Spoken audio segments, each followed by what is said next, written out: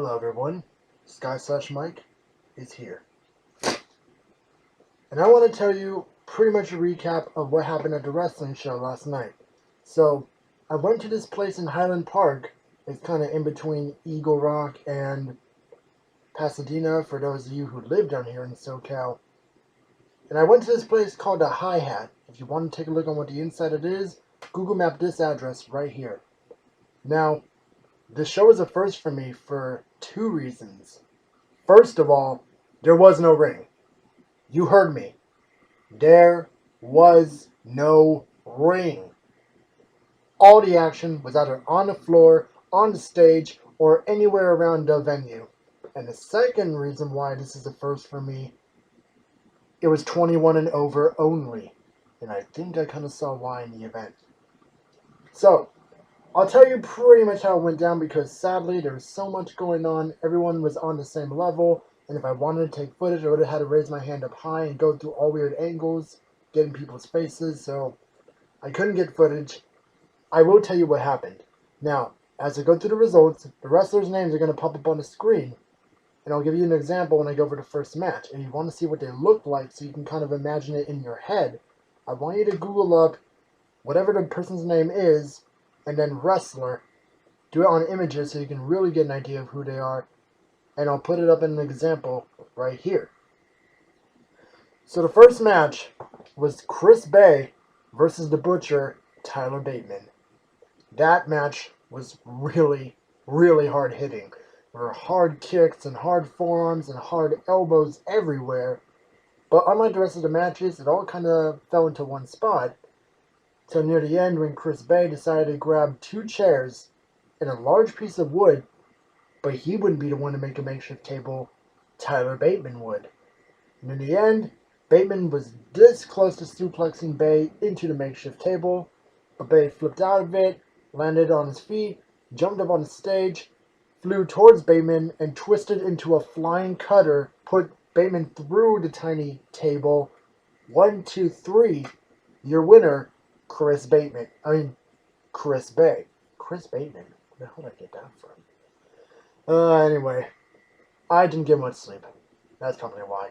The second match was a triple threat match between Slice Boogie, who I believe this is still his rookie year, versus Dirty Dom Kubrick versus Jake Atlas. Now, it kind of got started before the final entrant was even there because Slice Boogie was out with his bottle of Hennessy, offered it to Don Kubrick. He did not like it. He spat it out, and an angry Slice Boogie just booted him right in the face and gave one to Jenny and the Wimp. I had to make that reference. And Jake Atlas came out immediately floor Slice Boogie, and the action was all over. Atlas put up a great start to start off, even slamming Don Kubrick on his back onto one of those little old-style circular bar tables. I thought that was pretty good. And Slice Boogie made a little comeback by powerbombing Jake Atlas through a piece of art. Major heat from the crowd. This is Los Angeles. We respect our art. That's why I got major boos. That or maybe Slice Boogie probably dissed LA before he did it. He's from New York, that's why. Anyway, it is not an attack. He actually is from New York. He just decided to use the fact that he is so he can get major heat down here in SoCal. Which I believe is the only area he's wrestled thus far. I could be wrong. Anyway, I'm sidetracking. And he tried to hit Don Kubrick with a poster of About Schmidt, a film starring Jack Nicholson. Yeah, I know. But anyway, Don Kubrick came back, beat him with the poster. They were fighting on the bar. And in the end, Don Kubrick was able to hit a Canadian destroyer on the fucking stage on a Jake Atlas. But right before he can get the pin, Slice took a swig of the Hennessy and spat it in Kubrick's face. Power drove him on the stage, but he took too long loading, so Atlas was able to knock him off and do a little variation of his LGB DDT cartwheel top rope DDT. By doing the cartwheel on the stage, and as he's falling off the stage, DDT Slice Boogie. 1, 2, 3, your winner, Jake Atlas. Now the third match was a rematch from an earlier event at the same venue. You have Tuna. She's a wrestler out of the Knox Pro area in North Hollywood doesn't get really booked that much. I think it's because, I don't know why. Maybe I've just never been to Knox Pro. I don't live in the North Hollywood area, or else I'd probably see her in action. Versus Priscilla Kelly. That's right. The same Priscilla Kelly that did that infamous spot involving a certain bloody... I don't know if I want to say it. Whatever. It was a hygiene product, and it was bloody. Yes, that same Priscilla Kelly. Anyway, the action was going off. They're trying to see who can cheer for her the most. We couldn't decide, so Priscilla decided all the Tuna fans go on one side, all the Priscilla Kelly fans go on the other side. We're going to have a wall of death. So we go for it, and I have to switch sides because I was on the wrong side, and I was rooting for Priscilla. And as we're going for, I don't know if a fan got thrown, literally thrown, or if he just decided to be reckless.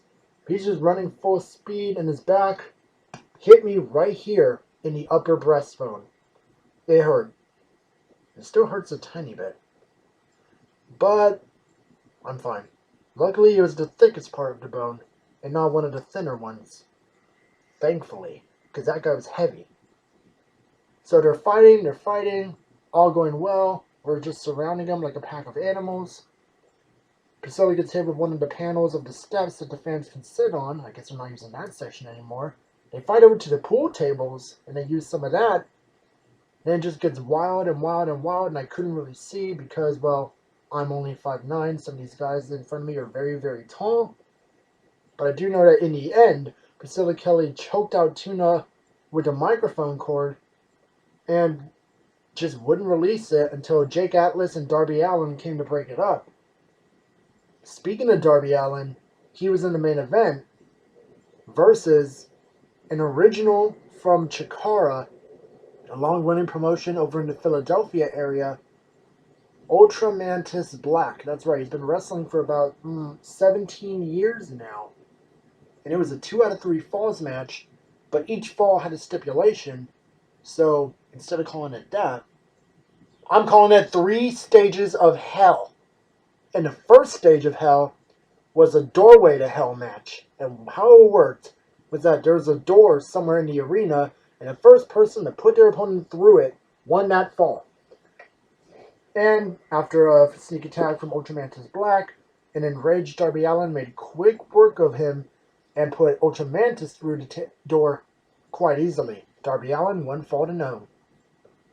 But then the second one was a first blood match, meaning for those of you who don't know, the first person to make their opponent bleed hard way is the winner of that fall.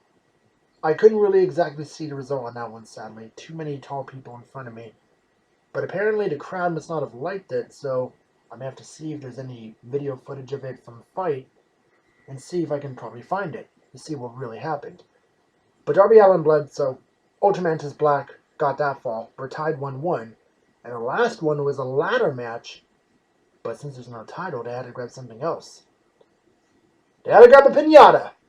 Use the ladder to grab the piñata. I know it sounds as weird as it sounds, but yeah, grab the piñata, you win the match. So they both immediately try to go for the big ladder near the pool table. They're fighting. I think Ultra Mantis Black went for the praying mantis bomb. Not sure if he hit it. And however, to make sure that he can try and get an equalizer, well, first after doing the flip senton off the ladder, that was pretty cool. Ultra Mantis Black got duct tape and duct taped Darby Allin's hands behind his back. And then to further ensure that he'd try and get victory, first he put Darby on the stage, and he got out the small bag. And the small bag had thumbtacks. And I knew what he was trying to do. He was trying to do either a back body drop or the praying mantis bomb onto the tacks. But Darby Allin was the one who backdropped him into the thumbtacks. And Darby Allin started to climb up the ladder. Mantis Black tried to use one last-ditch effort to prevent him from climbing up. It didn't work. He got knocked down. And then Darby Allin used his mouth to take the piñata from the ceiling. And Darby Allin is your winner. And then afterwards, there was still some little beef between them. They ran over to the back. And that was the end of the show.